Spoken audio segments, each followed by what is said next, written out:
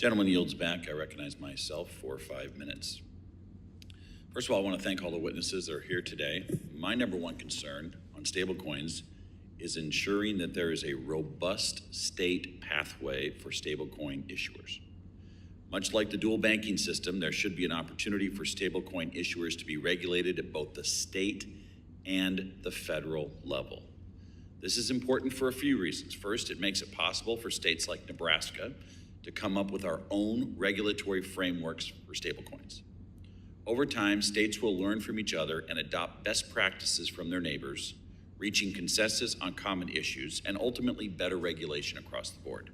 The problem with only federal regulation is that it doesn't undergo that natural iterative process. Instead, you have this top-down approach that might be more difficult to change over time, and that's not a system that fosters innovation. And it's hard to argue that America's financial system, built on this two-tier federal and state approach to regulatory to regulation of banks, hasn't yielded great results for the United States.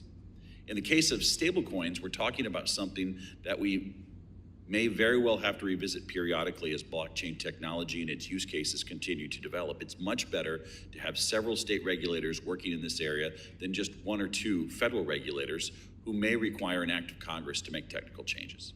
Additionally, it creates opportunities for states to develop specialization. Regulators can establish a reputation as knowledgeable on a particular set of issues. Such a reputation can then become a reason for a business to locate in that state. My hope was to develop precisely that kind of environment in Nebraska when, as a state senator, I wrote and passed the Nebraska Financial Innovation Act. Ms. Wang, in your testimony, you compared the state regulatory pathway for stablecoins to the, quote, laboratories of democracy that constitutional scholars write about. Can you elaborate on this point and on the importance of allowing states to write some of their own rules?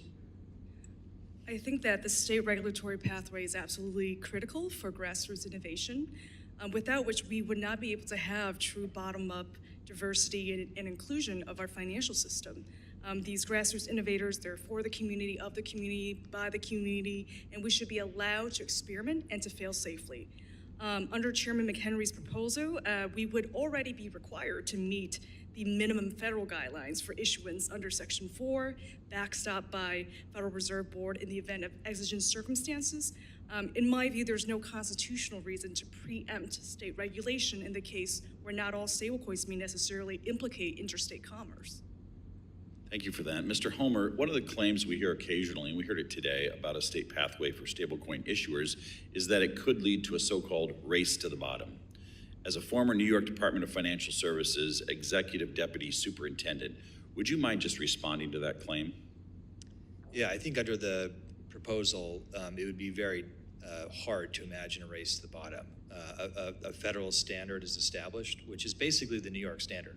It's New York best practices that have been tried and tested and proven would be established as a federal floor. I'd like to close by speaking just a little bit on the two drafts noticed for this hearing. I want to say this: I'm glad that Ranking Member Waters and the Democrats have come forward with a stablecoin proposal.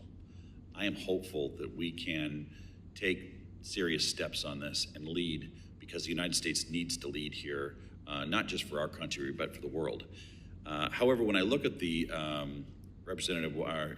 Ranking Member Waters' bill, the state pathway includes the following provisions. Number one, state-issued stablecoins must register with the Federal Reserve, and the Fed is responsible for creating registration requirements. Number two, the Federal Reserve is directly responsible for regulating and examining the state issuer.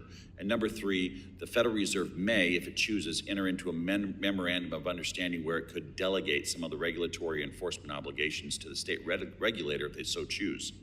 To summarize, the Federal Reserve would be in charge of processing applications, regulation, examination, and enforcement.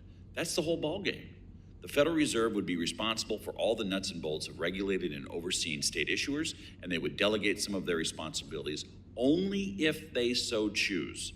To be frank, that's just not a state pathway in any meaningful sense. And this is my number one focus as a member of this subcommittee, is to maintain a state pathway, an opportunity for all of these laboratories in our democracy, all of the different states, to to be able to participate in a true two-tier system.